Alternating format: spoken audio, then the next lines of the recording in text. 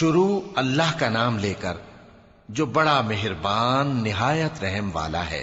ان فرشتوں کی قسم جو ڈوب کر کافروں کی جان کھینچ لیتے ہیں، اور ان کی جو مومنوں کی جان آسانی سے نکالتے ہیں، اور ان کی جو تیرتے ہوئے جاتے ہیں پھر لپک کر آگے بڑھتے ہیں، پھر دنیا کے کاموں کا انتظام کرتے ہیں کہ وہ دن آ کر رہے گا جس دن وہ زلزلہ آئے گا، پھر اس کے پیچھے اور زلزلہ آئے گا۔ اس دن لوگوں کے دل خوف زدہ ہوں گے اور آنکھیں جھکی ہوئی۔ کافر کہتے ہیں کیا ہم الٹے پاؤں پھر لوٹیں گے؟ بھلا جب ہم کھوکھلی ہڈیاں ہو جائیں گے تو پھر زندہ کیے جائیں گے؟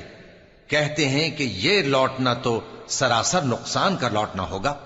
تو بس وہ ایک ڈانٹ ہوگی، اس وقت وہ سب میدان حشر میں آ جمع ہوں گے۔ بھلا تم کو موسیٰ کی حکایت پہنچی ہے جب ان کے پروردگار نے ان کو پاک میدان یعنی طویٰ میں پکارا اور حکم دیا کہ فرعون کے پاس جاؤ کہ وہ سرکش ہو رہا ہے، پھر اس سے کہو کہ کیا تو چاہتا ہے کہ پاک ہو جائے اور میں تجھے تیرے پروردگار کا رستہ بتاؤں تاکہ تجھ کو خوف پیدا ہو؟ غرض انہوں نے اس کو بہت بڑی نشانی دکھائی مگر اس نے جھٹلایا اور نہ مانا، پھر لوٹ گیا اور تدبیریں کرنے لگا۔ سو اس نے لوگوں کو اکٹھا کیا، پھر بلند آواز سے بولا، سو کہنے لگا کہ تمہارا سب سے بڑا مالک میں ہوں۔ تو اللہ نے اس کو دنیا اور آخرت دونوں کے عذاب میں پکڑ لیا۔ جو شخص اللہ سے ڈر رکھتا ہے اس کے لیے اس قصے میں عبرت ہے۔ بھلا تمہارا بنانا مشکل ہے یا آسمان کا؟ اللہ نے اس کو بنایا، اس کی چھت کو اونچا کیا، پھر اسے برابر کر دیا، اور اسی نے رات تاریک بنائی اور دن کو دھوپ نکالی، اور اس کے بعد زمین کو پھیلا دیا۔ اسی نے زمین میں سے اس کا پانی نکالا اور چارہ اگایا اور اس پر پہاڑوں کا بوجھ رکھ دیا۔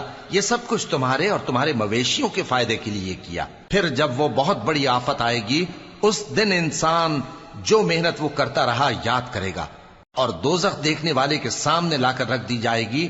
اب جس نے سرکشی کی اور دنیا کی زندگی کو مقدم رکھا تو اس کا ٹھکانہ دوزخ ہی ہے۔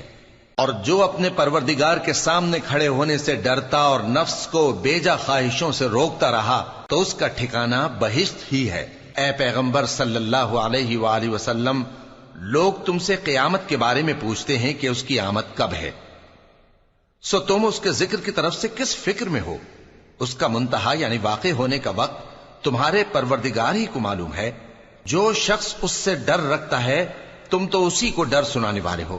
جب وہ اس کو دیکھیں گے تو ایسا خیال کریں گے کہ گویا دنیا میں صرف ایک شام یا ایک صبح رہے۔